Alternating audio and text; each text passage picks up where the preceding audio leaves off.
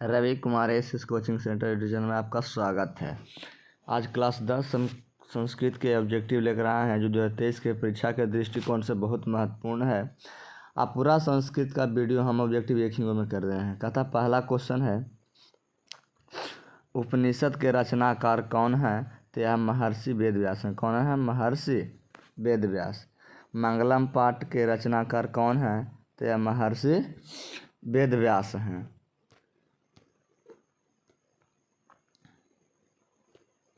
तीसरा है, मंगलम पाठ में कितने मंत्र संकलित हैं? तो 5 हैं। कितने हैं? 5।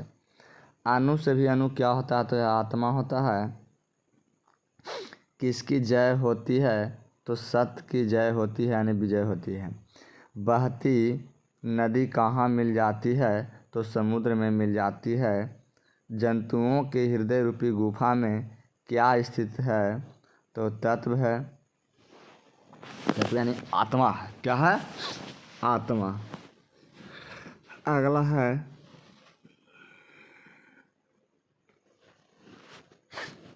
कहता मुंडको उपनिषद ब्रह्मा के द्वारा प्राप्त करने वाला विषय बताया गया है मुंडको उपनिषद में। फिर कहता है, देवलोक का मार्ग किससे प्राप्त होता है? तो सत्य से होता है। किससे होता है? सत्य से होता है।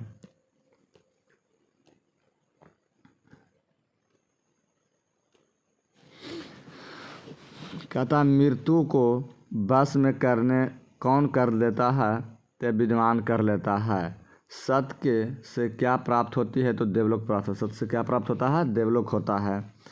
12 नंबर क्वेश्चन है, किसकी जय नहीं होती है? तो मोह की होती है। मोह का कभी जय नहीं होती है। उपनिषद में किसकी महिमा का वर्णन किया गया है? तो परम पुरुष का वर्णन किया गया है। किसका? परम पुरुष का। उपनिषद की संख्या कितनी है? तो उपनिषद की संख्या 105 है। आत्मा के गूढ़ रहस्य की किसमें व्याख्या किया गया है?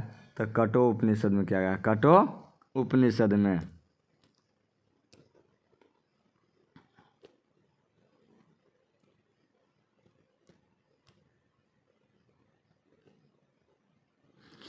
कहता परमात्मा की महिमा का वर्णन किसमें किया गया है? तो ईशावास्योपनिषद में। ईशावास्योपनिषद में। ज्ञानी लोग और अज्ञानी लोग में क्या ज्ञानी लोग और अज्ञानी लोग में अंतर किसमें बताया गया है? तो श्रोता श्रुतर में। सत्य का मोह किससे ढका होता है? तो हिरण्मय पात्र से ढका होता है।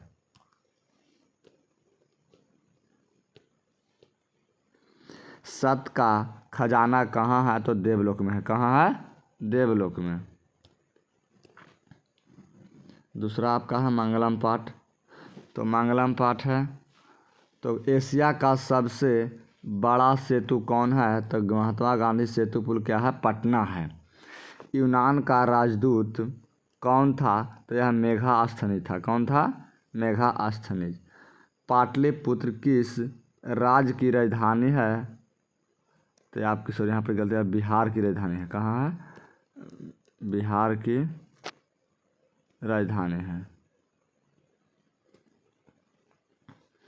महावीर मंदिर कहाँ स्थित है?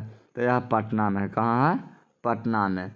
नगर की पालिका देवी कौन है? तो यह पटन देवी है। कौन है? पटन देवी है।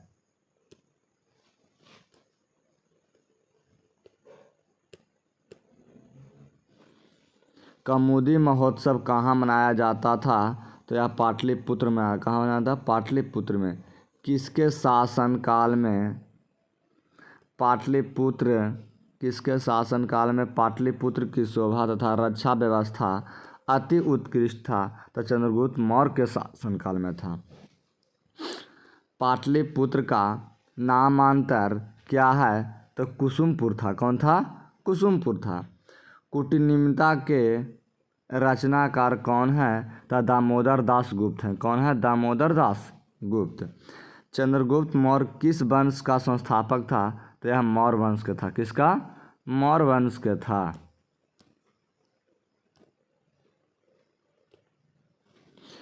सिखों के 10वें गुरु कौन थे? तो गुरु गोविंद सिंह थे। कौन? गुरु गोविंद सिंह। पाटलिपुत्र का बुद्ध काल में क्या नाम था? तो पाटलीग्राम था। क्या था? पाटलीग्राम।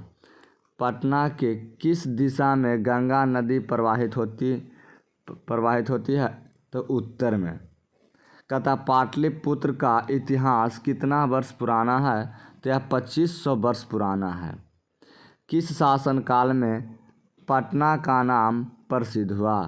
तो मध्यकाल में आप पटना का नाम प्रसिद्ध हुआ।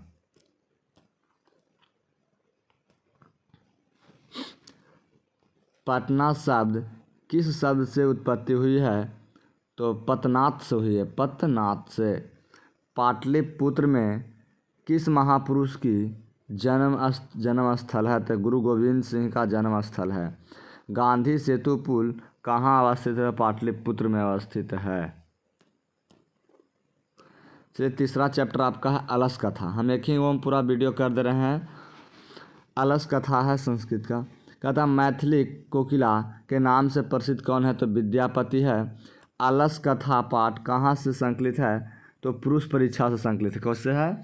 पुरुष परीक्षा संकलित है। मिथिला का मंत्री कौन था? तो विदेश्वर था। कौन था? विदेश्वर।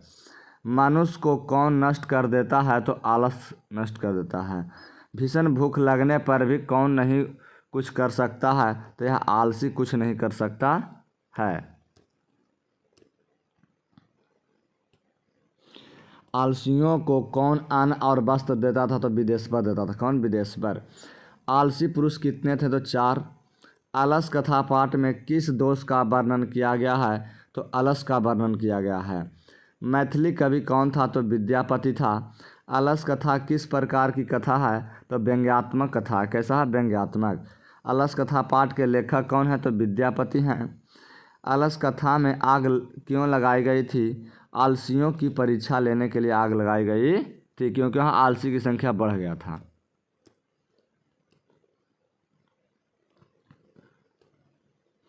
कहता अलस कथा पाठ में किस महत्व का वर्णन किया गया है? तो मानव गुण का वर्णन किया गया है।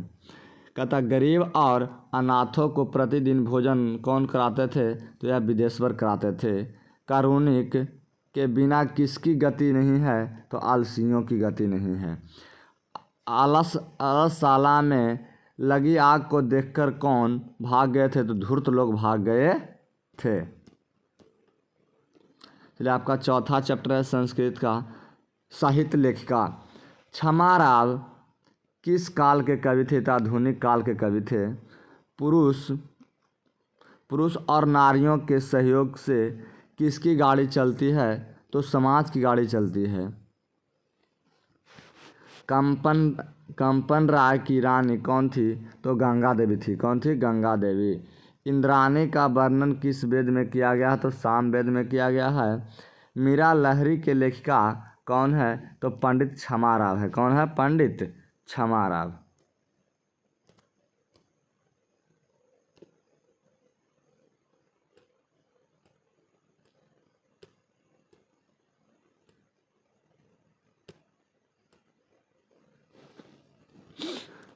संस्कृत साहित्य के लेखिका पाठ में किस महत्व का वर्णन किया गया है?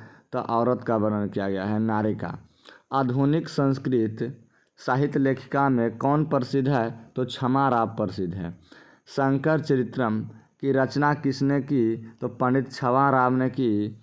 लौकिक संस्कृत साहित्य में 40 कवित्रियों का में प्रथम कल्पा कौन थी? तो विजयांका थी। कौन थी? विजयांका। ऋग्वेद में कितनी महिलाओं का वर्णन है? तो 24 महिलाओं का वर्णन है।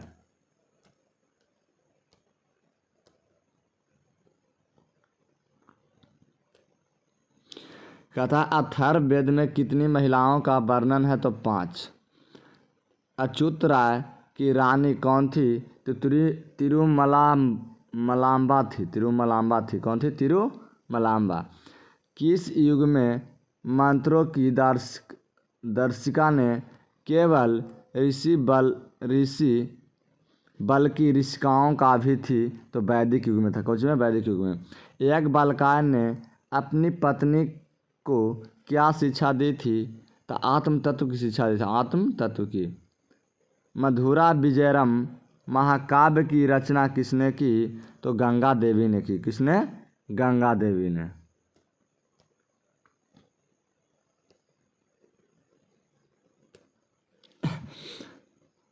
बदराम्बिका परिणय सहकाव्य की रचना किसने की? तो तिरुमलाम्बा ने की थी। कौन? तिरुमलाम्बा ने। आपका अगला चैप्टर है पचमा।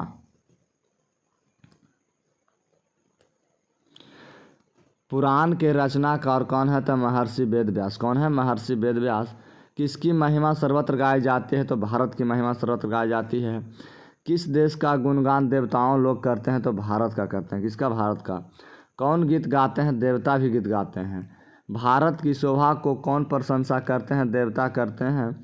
किस देश में देवता लोग बार बार जन्म लेते हैं? तो भारत में लेते हैं।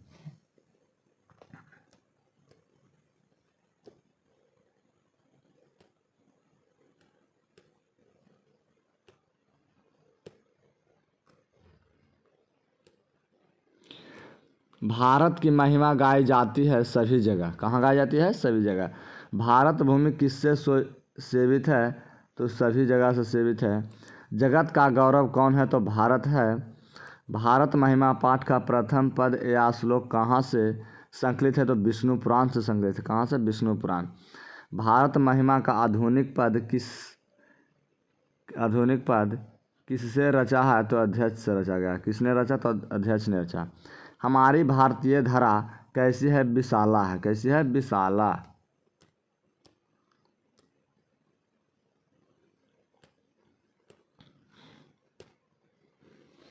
भारत का महिमा आधुनिक पद किसने रचा? तो अध्यक्ष ने। जो हो गया।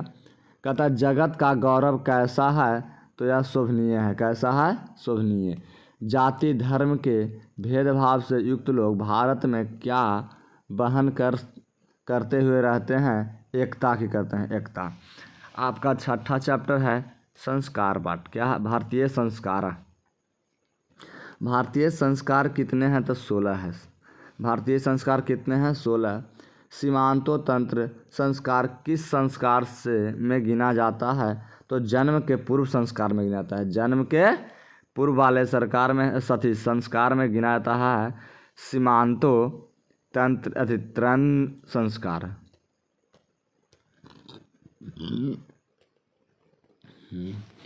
अगला है शिक्षा संबंधित कितने संस्कार हैं? 5। बचपन में कितने संस्कार हैं? 6। संस्कारों का मौलिक अर्थ क्या है? दोष। क्या है मौलिक अर्थ? दोष है।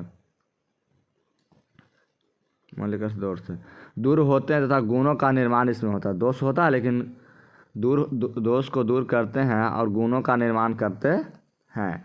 भारतीयों में संस्कार से किस का निर्माण किस से होता है? तो व्यक्तित्व का निर्माण होता है।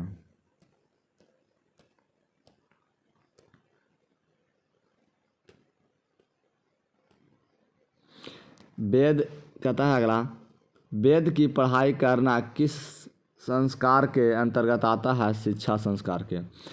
संस्कारों को कितने भागों में बांटा गया है? तो 5। संस्कार कितने भागों में बांटा गया? 5। मरने के बाद कितने संस्कार हैं? 1। मरने के बाद कितने संस्कार? 1। किस संस्कार के द्वारा मनुष्य गृहस्थ जीवन में प्रवेश करता है? विवाह संस्कार में। पुष्पन किस संस्कार के अंतर्गत आता है? तो जन्म के पूर्व। जन्म के पूर्व।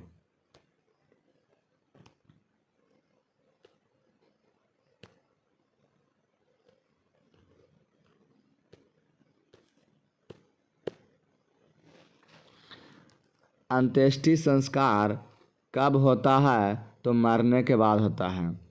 अक्षर के आरंभ करना किस संस्कार के अंतर्गत आता है? शिक्षा संस्कार के अंतर्गत। सप्तपदी किस संस्कार के अंतर्गत आता है? तो विवाह के अंतर्गत आता है, जिसको हम लोग 7 फेरा कहते हैं। गुरु के घर से अलग होकर गृहस्थ जीवन में प्रवेश करना किस संस्कार के अंतर्गत आता है? विवाह संस्कार के अंतर्गत आता है। सिंदूर दान किस संस्कार के अंतर्गत आता है? तो विवाह संस्कार के अंतर्गत आता है।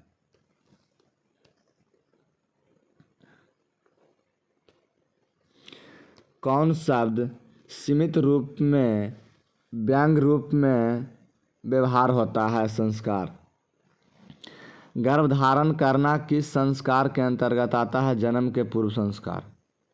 गर्भ में धारण करना किस संस्कार कहता है? तो जन्म के पूर्व संस्कार में आता है। जन्म से पहले कितने संस्कार हैं? 3। जन्म से पहले कितने संस्कार हैं? 3। गृहस्थ के कितने संस्कार हैं? 1। नामकरण किस संस्कार के अंतर्गत आता है? तो शैशवा संस्कार के अंतर्गत आता है। भारतीय संस्कृति का परिचय किससे मिलता है? तो संस्कारों से मिलता है। किससे मिलता है? संस्कारों से मिलता है।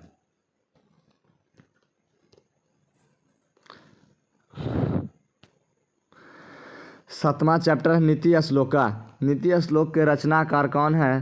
तो महात्मा विदुर हैं।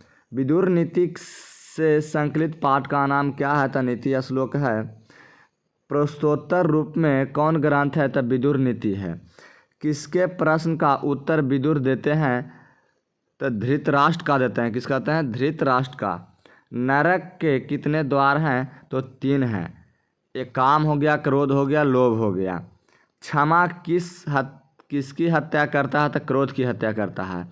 क्षमा किसका हत्या करता है? क्रोध की हत्या करता है।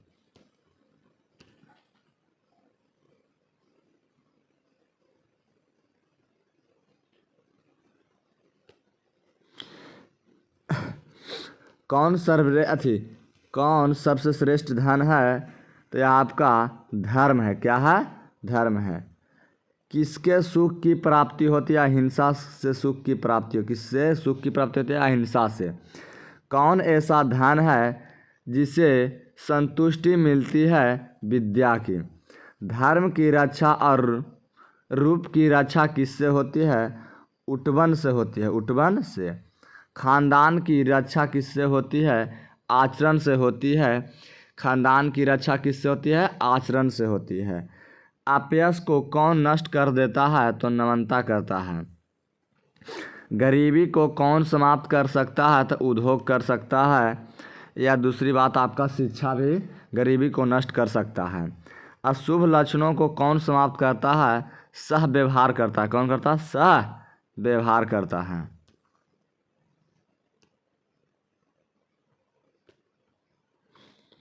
कहता प्रगति इच्छा करने वाले मनुष्य को कितने दोषों को त्याग कर देना चाहिए? 6 दोष का त्याग कर देना चाहिए। 8वां चैप्टर है आपका कर्मवीर कथा। कहता कर्मवीर कथा समाज के किस वर्ग की कथा है? तो दलित वर्ग की है। किसकी है? दलित वर्ग की। स्नातक परीक्षा में प्रथम स्थान पाकर किसकी ख्याति बढ़ गई थी? राम प्रवेश राम की। राम प्रवेश राम की किसकी बढ़ी थी? किसकी बढ़ी थी? तो महाविद्यालय की भी बढ़ी थी। कहता कर्मवीर कहाँ का रहने वाला था? तब भिखन टोला गांव के रहने वाला था। शिक्षक ने किसे पढ़ाना आरंभ किया था? तो राम प्रवेश राम की पढ़ाना आरंभ किया था।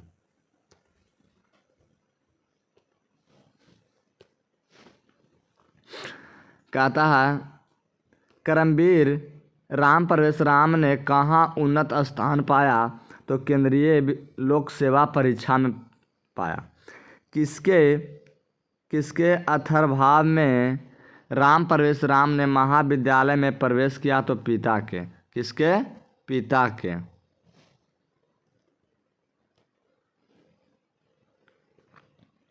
अगला भिखन टोला किस प्रांत में है? तो यह बिहार में है। कहाँ है? बिहार में।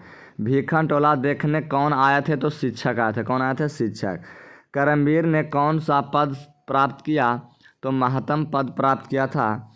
लक्ष्मी किस प्रकार के व्यक्ति के पास आई थी? तो उद्योग के पास आई थी। किसके? उद्योगी के पास आई थी।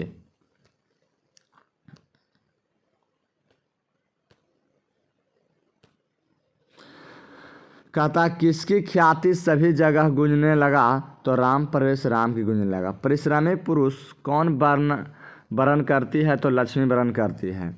दलित पुरुष का नाम क्या है, तो राम प्रवेश राम था। कर्मवीर कौन था, तो राम प्रवेश राम था। कौन था, राम प्रवेश राम। बालक किसके शिक्षण शैली से आकृष्ट हुआ, तो शिक्षक की शैली से हुआ। अगला चैप्टर आपका नौवां चैप्टर आपका है। नौवां चैप्टर का ऑब्जेक्टिव है नौवां चैप्टर का नाम है स्वामी दयानंद। आर्य समाज की स्थापना किस नगर में हुई थी, तब मुंबई में हुई थी। कब, 1875 में। स्वामी दयानंद ने किए थे। कौन किए थे, स्वामी दयानंद। स्वामी दयानंद का जन्म किस ग्राम में हुआ था, तो गुजरात के टंकारा नामक स्थान पर हुआ था 1824 ईस्वी में। मूल शंकर किनका नाम था, स्वामी दयानंद का नाम था। मूल शंकर किनका नाम था, स्वामी दयानंद का नाम था। हिंदू समाज को छोड़कर किसने धर्मांतरम अपनाया, तो दलित ने अपनाया था। कौन, दलित ने।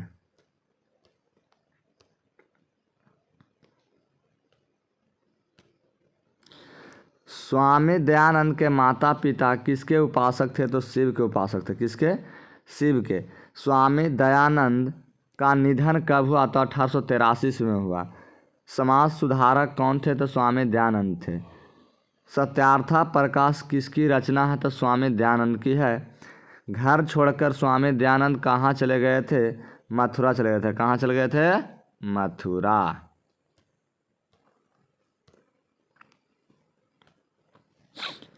किसके कहने पर स्वामी दयानंद ने वैदिक ग्रंथ का प्रचार किया, तो बिरजानंद के कहने पर। किसका, बिरजानंद के। मूर्ति पूजा के विरोध कौन करते थे, तो दयानंद सरस्वती करते थे। कौन, दयानंद सरस्वती। अगला 10वां चैप्टर है मंदाकिनी वर्णनम। मंदाकिनी वर्णनम पाठ के रचनाकार कौन है, तो महर्षि वाल्मीकि हैं। कौन है, महर्षि वाल्मीकि। अयोध्या कांड किस ग्रंथ का भाग है, तो रामायण का भाग है। किसका भाग है, रामायण का भाग है। रघुवंशम काव्य की रचना किसने की, तो कालिदास ने की। किसने, कालिदास ने। मंदाकिनी नदी किस पर्वत के निकट है, मंदाकिनी आपका है जो किस पर्वत के निकट है, तो आपका चित्रकूट पर्वत के नीचे है। मंदाकिनी वर्णनम रामायण के किस कांड में है, तो अयोध्या कांड में है। मंदाकिनी नदी में कौन स्नान करते थे, तो ऋषिगण करते। कौन, ऋषिगण। मंदाकिनी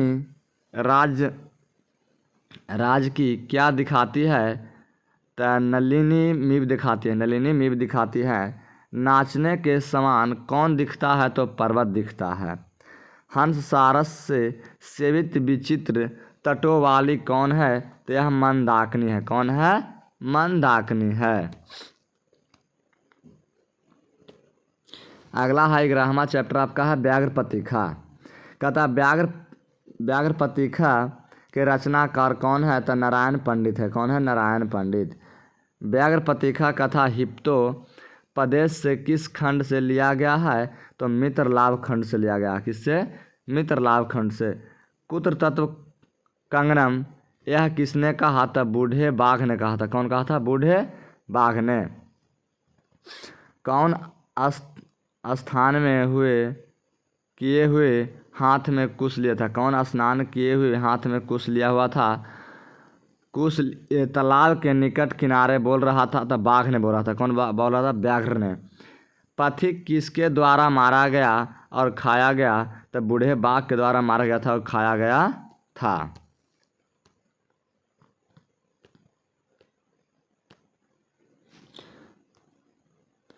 व्याघ्र के हाथ में क्या था, तो सोने के कंगन था। किसका कुछ था, सोने का कंगन। कहता पथिक कहाँ फंस गया था, तो कीचड़ में फंस गया था। पथिक को किसने मारा, तो व्याघ्र ने मारा। हितोपदेश का अर्थ क्या है, हित का उपदेश। हित का उपदेश। व्याघ्र पत्रिका कथा का क्या दुष्परिणाम प्रकट किया, तो लोभ प्रकट करता है। और लोभ में नहीं फंसता, न बूढ़े बाघ के द्वारा मारा जाता। कौन लोभ से प्रभावित हुआ, तो पथिक ने प्रभावित हुआ। कौन वंशहीन था, तो व्याघ्र था। कौन था, व्याघ्र यानी बाघ।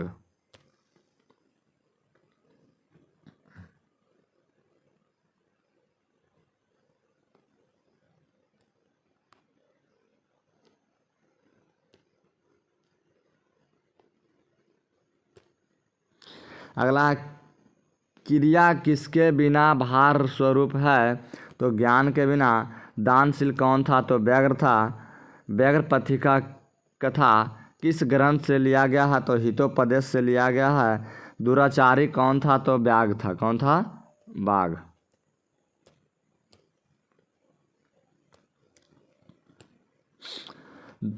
कथा किस जीव पर विश्वास नहीं करना चाहिए? तो हिंसक जीव पर। किस पर? हिंसक जीव। वृद्ध व्याघ्र क्या देना चाहता था? सोने का कंगन यानी स्वर्ण कंगनम देना चाहता था। लोभ मनुष्य को कहाँ ले जाता है? तो विनाश की ओर ले जाता है। अगला है आपका 12वां चैप्टर कर्णस्य दानवीरता। कर्णस्य दानवीरता पाठ कहाँ से लिया गया है? तो कर्णभार से लिया गया है। कहाँ से लिया गया है? कर्णभार से लिया गया है।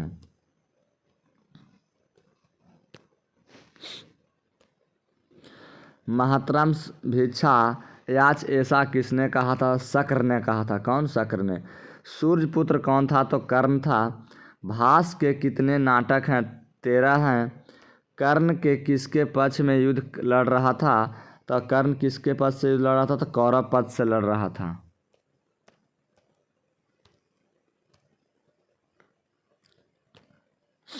ब्राह्मण रूप में कौन प्रवेश किया था? तो इंद्र ने प्रवेश किया था। दानवीर कौन था? तो कर्ण था। कर्ण किस देश का राजा था? तो अंग देश का राजा था। कर्ण किसका पुत्र था? तो कुंती का पुत्र था। किसका था? कुंती का पुत्र था। भिक्षक किस भेष में आया था? तो ब्राह्मण के भेष में आया था। कर्णभार नाटक किसकी रचना है? भास जी का रचना। किसकी है? भास जी का। समय परिवर्तन के साथ कौन नष्ट हो जाता है? तो शिक्षा नष्ट हो जाता है।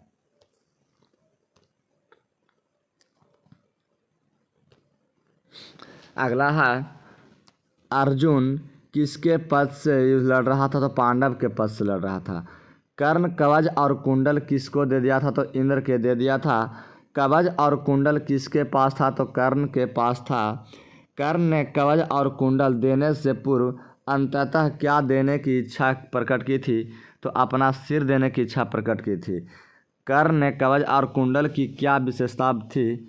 उसे कोई भेद नहीं सकता। मन जब तक कर्ण के पास कोई कवच और कुंडल रहता तब तक उसे कुछ नहीं कोई कर सकता था। ना दातव्यम ना दाताद्यम, यह किसने कहा? तो सल ने कहा। किसने कहा? सल ने कहा। कर्णस्य दानवीरता पाठ के लेखक कौन है? तो भास जी हैं। कौन है? भास जी। 13वां चैप्टर है आपका विश्व शांति। विश्व शांति है। विश्व शांति पाठ में किसकी वातावरण का चित्रण किया गया है? अशांति का। देशों के बीच झगड़ों को शांत करने के लिए कौन संस्था है? तो संयुक्त राष्ट्र संघ है। क्या है? संयुक्त राष्ट्र संघ है।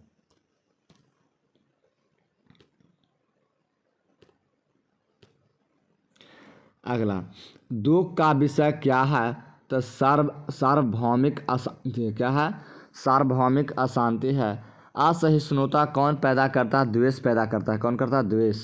अशांति अशांति है। मानव का क्या कर रही है? तो विनाश कर रही है। किसके बिना ज्ञान का भार स्वरूप है? तो व्यवहार के बिना है। किसके बिना? व्यवहार के बिना।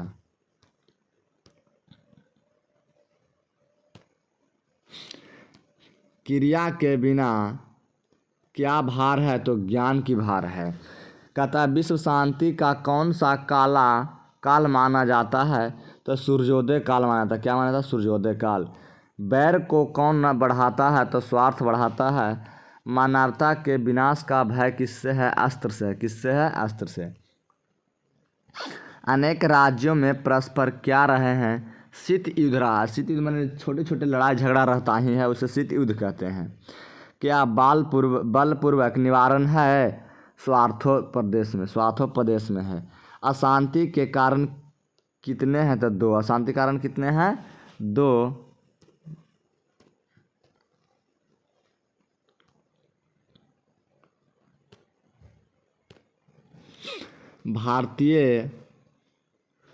भारतीय दर्शन का मूल तत्व किसे माना जाता है? तो शांति को माना जाता है।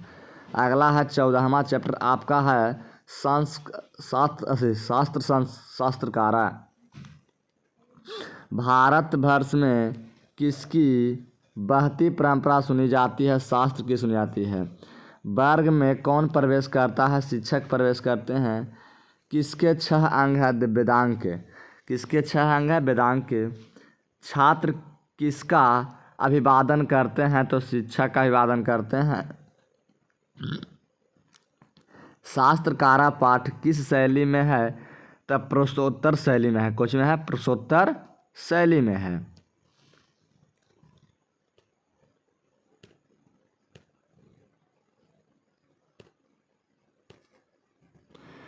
अगला है, किसका व्याकरण प्रसिद्ध है, तो पाणिनि का प्रसिद्ध है।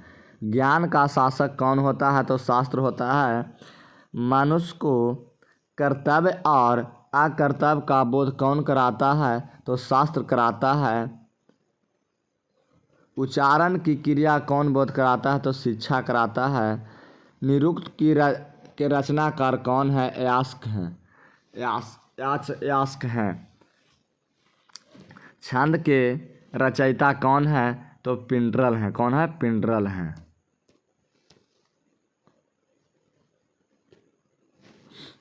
छंद के रचयिता कौन है, तो पिंडरल हैं। ज्योतिष के रचयिता कौन है, तो लंक्षम है। कौन है, लंक्षम है। कथा कर्म कांड के रचनाकार कौन है, तो गौतम है।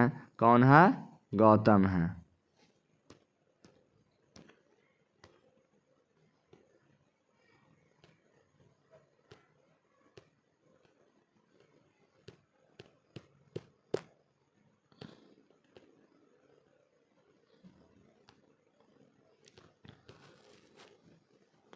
कथा सांख्या दर्शन के संस्थापक कौन है, तो कपिल हैं। योग दर्शन के संस्थापक कौन है, तो पतंजलि है।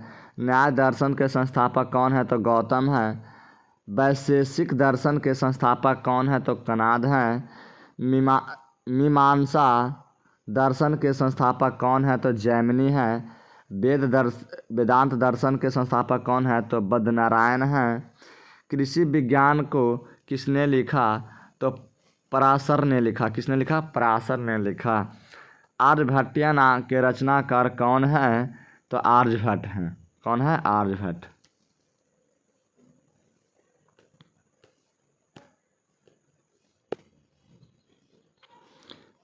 कहता है बृहत संहिता के रचनाकार कौन है, तो ब्राह्मणिर हैं। ब्राह्मणिर हैं।